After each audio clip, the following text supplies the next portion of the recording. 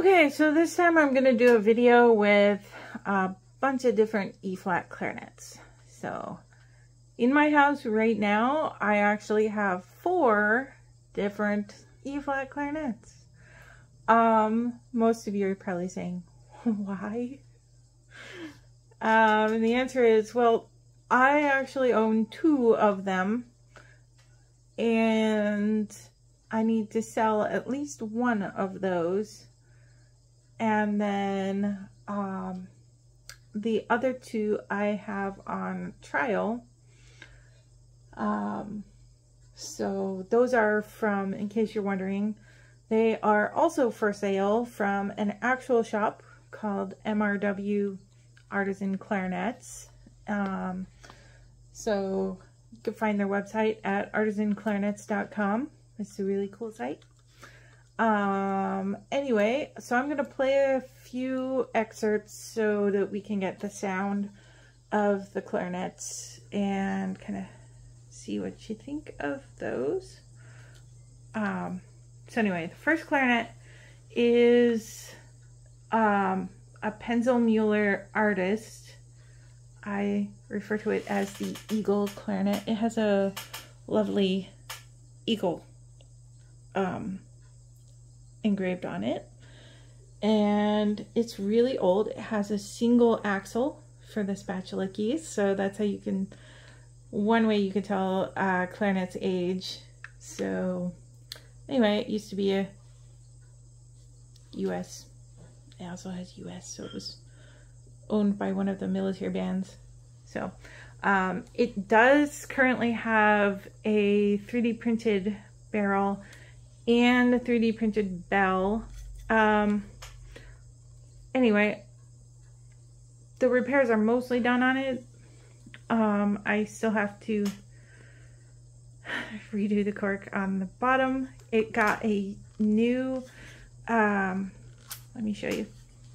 It got a new sleeve for the tenon. The old one was very damaged. And it does not actually have the original bell, but it does have the original barrels. And they are both cracked, those barrels, but the body has no cracks, which is really cool. Anyway, so those barrels are still being repaired, hence the temporary. And then, anyway, I will now start playing it. I'm not going to play this song because it's new music and is not in public domain, but I will play the Colonel Bogey March. It's a really fun E-flat part. And then I also have a little excerpt from Stravinsky, the Rite of Spring, and then Bolero, and then it's not entirely ironed out, but the famous E-flat excerpt from Symphony Fantastique, and I will go through that. Anyway, now that my reed is all dried out, yeah.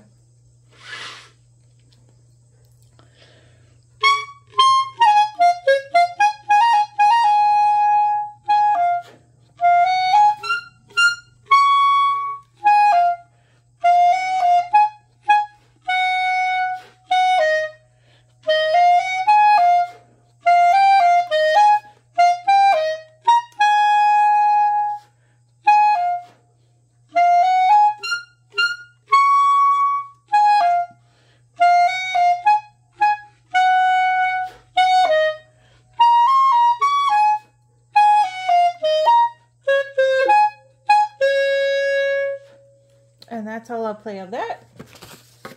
It's really fun because E-flat has the melody. Alright, now for Stravinsky. Ha.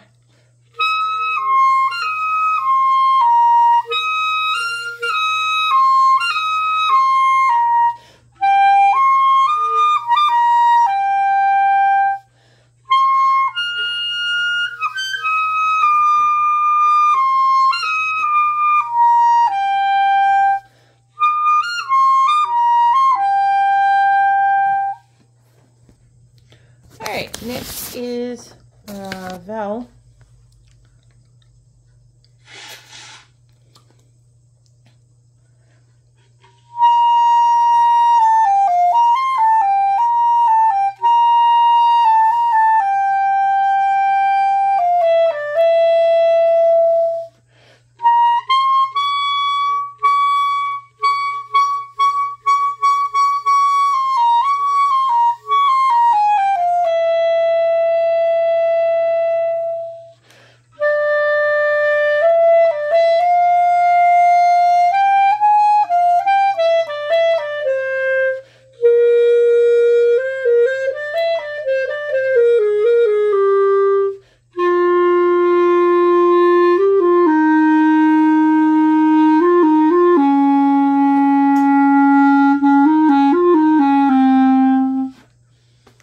I did not count any of that. Anyway, you can probably tell.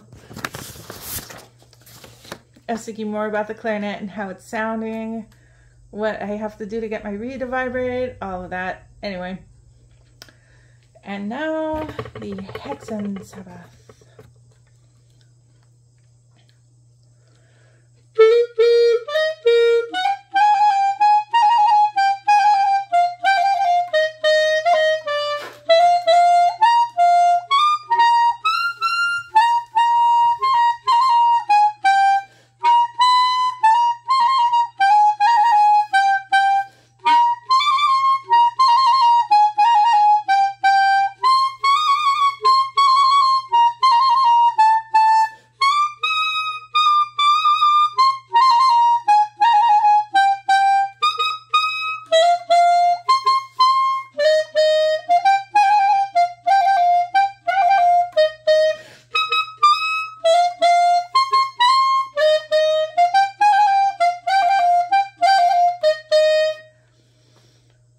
And I'll stop there.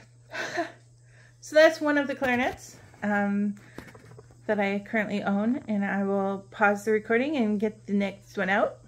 So just a second. Okay, so the next to test is with the same mouthpiece and reed and ligature.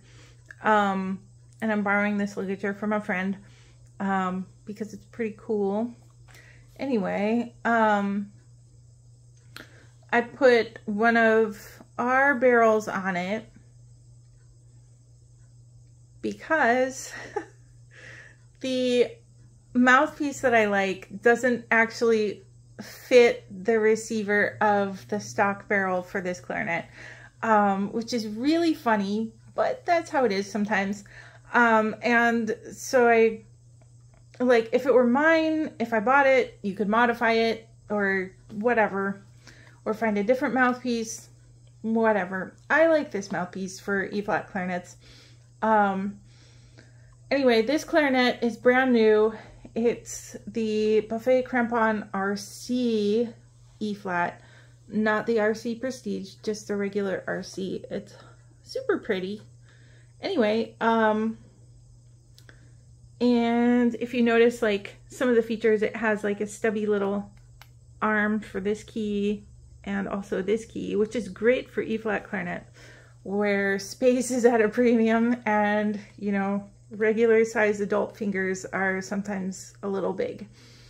So that's nice. Anyway, and so I will play the same excerpts again. I will start with Colonel Bogey. So.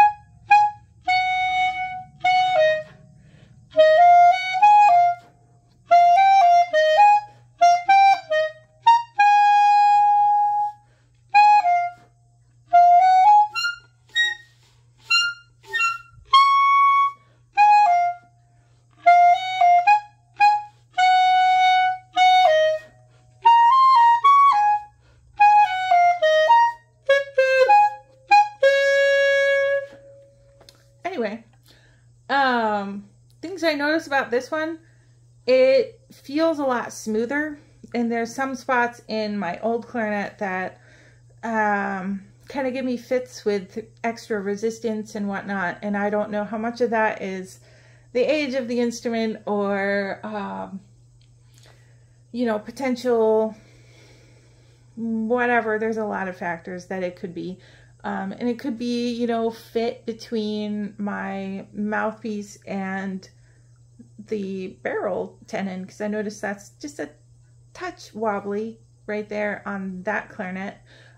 This is actually a different barrel than the one you saw on that one. Both printed in this brown filament, but anyway, this one is more secure. And anyway, that's what I noticed. So I will continue with Stravinsky.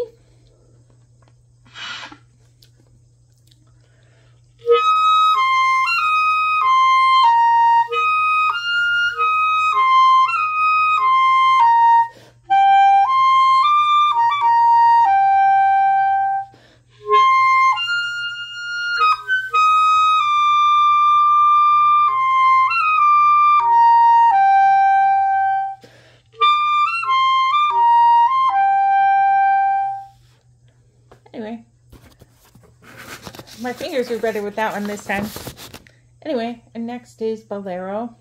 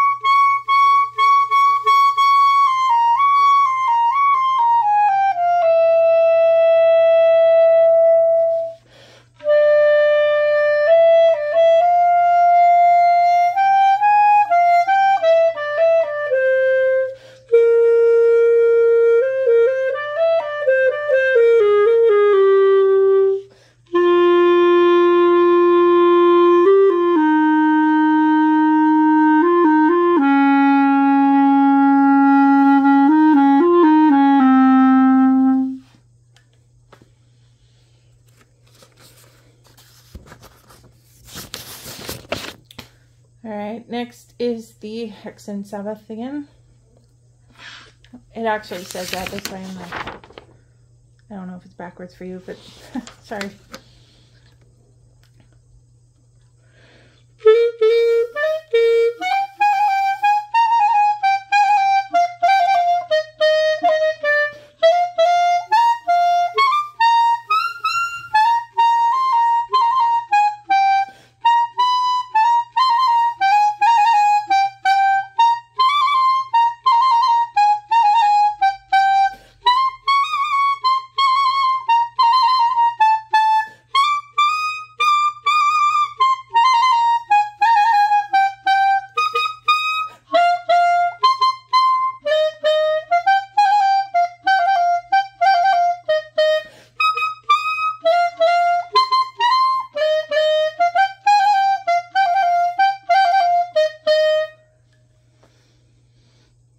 There we go.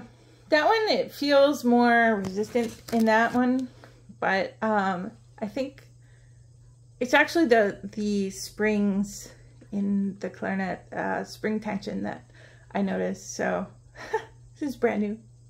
Anyway, I will pause and get the other clarinet. So anyway, to reiterate, this was the Buffet-Crampon RC and it's brand new. Okay, here's the last clarinet that I will play tonight. This clarinet is really cool. It's super cool. This is made by Uebel, and it's their, I believe, Superior model E-flat clarinet. Because I think they only make one model of E-flat clarinet.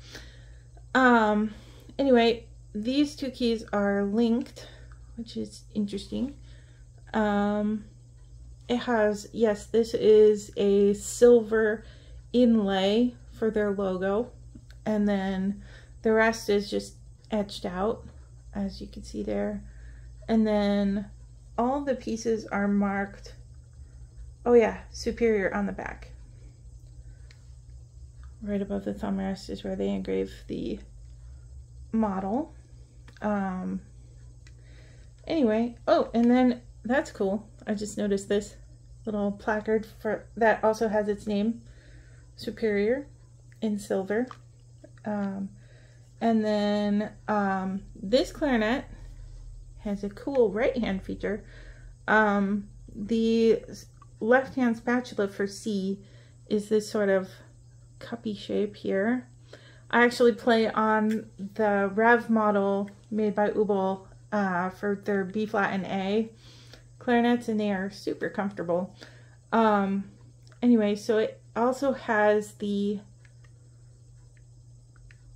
left hand E flat, A flat lever, and their spatulas are quite comfy. So, and then it also has a little vent hole for your bottom and mid notes, so they have better pitch control and response and all that. So it's really cool. Anyway, I'm gonna start with the Colonel Bogey again. Interesting feature, the stock barrel does fit with my mouthpiece and ligature, which is always a good thing. It's a very dainty little design. Check out the tiny little sliver of a C sharp, G sharp key. It's really neat. Anyway, here we go, Colonel Bogey.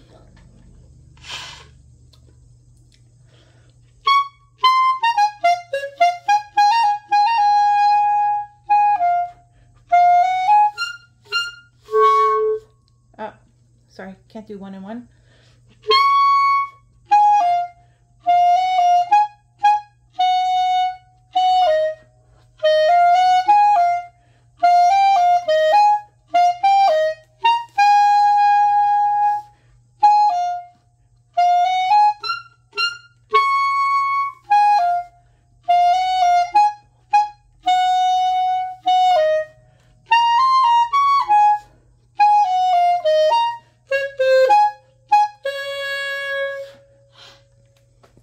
Anyway, here we go. So the thing with E-flat clarinets is they're all a little bit different. Every maker makes their E-flat clarinet just a little bit different from everybody else, of course. That's what would set them apart. Anyway, so if you hear little blips here and there, it's because they feel different. And sometimes your fingers trip over the keys or the other fingers, you know, it just depends.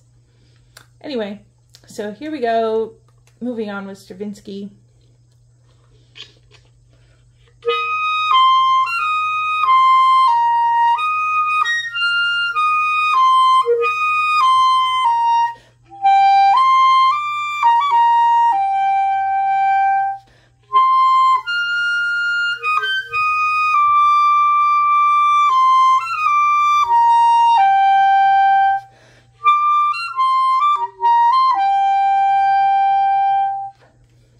Yeah, like that.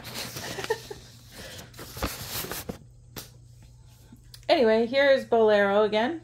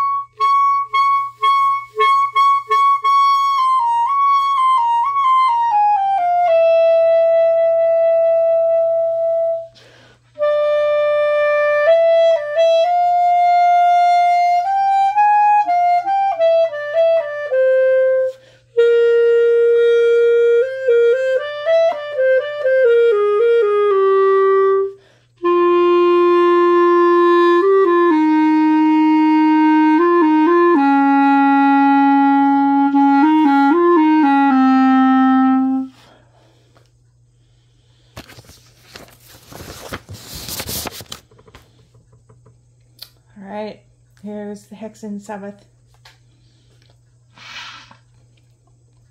I've been playing on this reed for most of the afternoon. So you can tell my reed is getting tired, my embouchure is getting tired, and they're fighting against each other. So one more so we can do it. All right, let's see.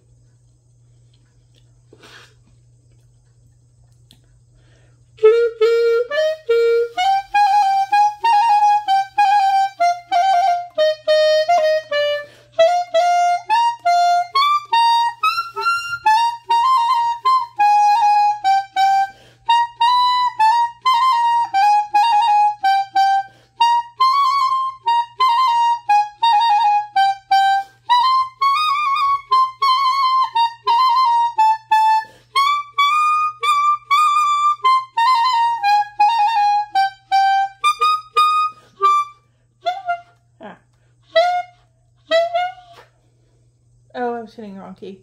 Sorry.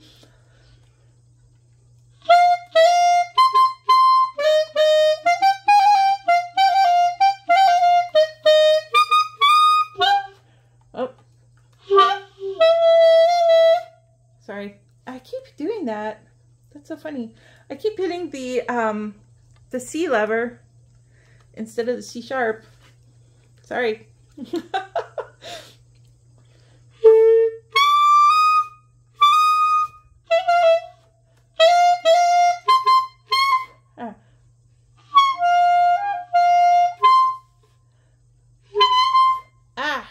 Okay, let me try that again. Oh my goodness. I'm just going to start over. But yeah, this one is probably the most ergonomically different. I like it, but it's so different. I keep tripping over everything. Anyway, let me just go back one little line.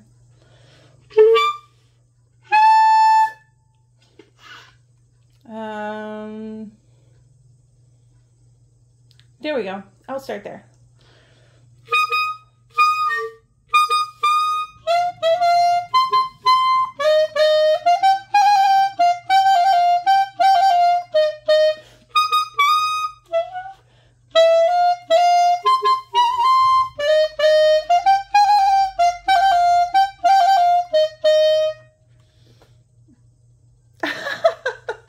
That's just the C sharp.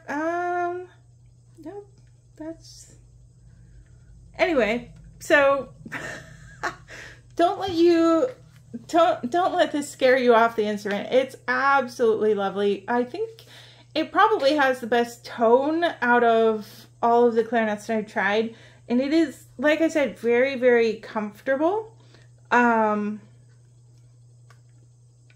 But it's so different. I would have to play with it quite a lot to get used to the little quirks over here. Anyway, that's where we are. So anyway, I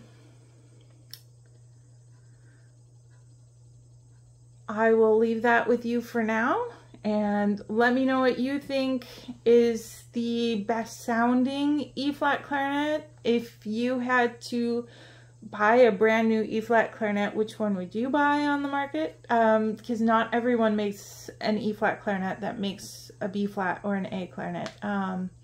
So there are quite a few options these days that even weren't around. But yeah, let me know. Thanks. Bye.